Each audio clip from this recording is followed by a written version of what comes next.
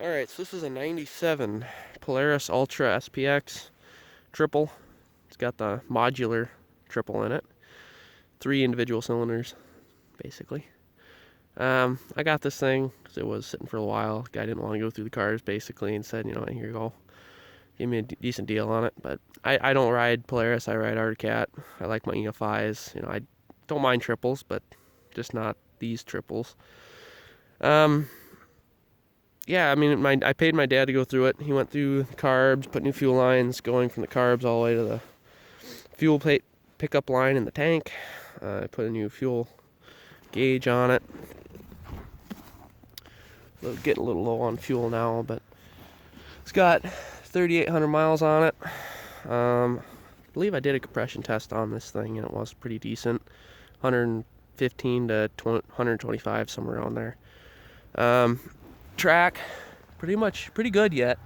There's no rips or anything like that in the track. Studded. It's got Fox shocks on the skid and the front. That's pretty nice. Hand warmers seem to work. I tried them. This sled does have reverse. It's kind of hidden back here, but it does work. I've tried it.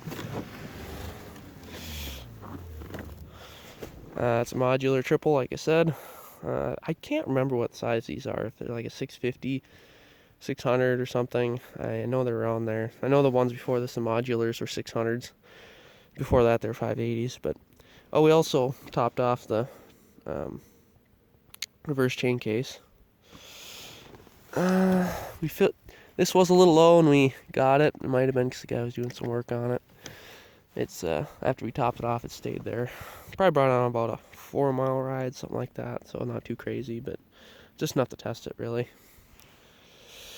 Trying to think of anything else. My dad did go through the carbs. I think they could stand going through again. It feels like one of the carbs is flooding a little bit. It's pretty boggy until you hit the power band. But it's not a bad sled overall. Brakes and everything work. We did put a new master cylinder on there. Not new, but a really nice used one that we had on hand. The tachometer kind of cuts in and out every once in a while. I don't know why, but the speedo does work, so that is actual mileage. The temp gauge works. There is no fuel pickup. That must have been like an option they left in there, but didn't actually have, because when we had the tank off, when we were flushing it, there's no actual lines going to the tank for a pickup line. So I don't know why it's on there, but it is. All right, it doesn't have electric start, just reverse.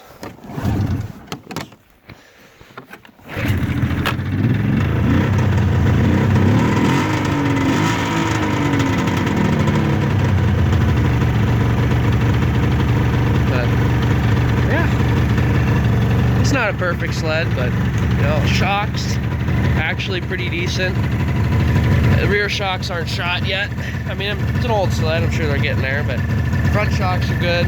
Fox, they're pretty decent.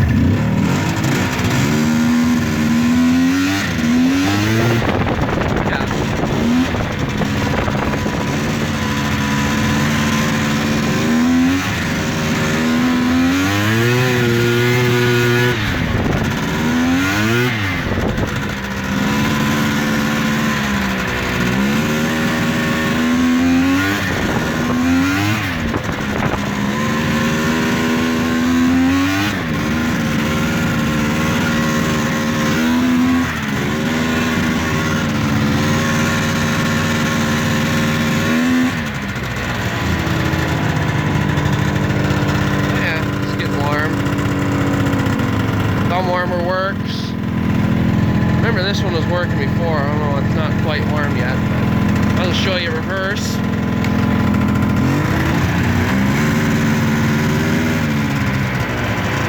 That works.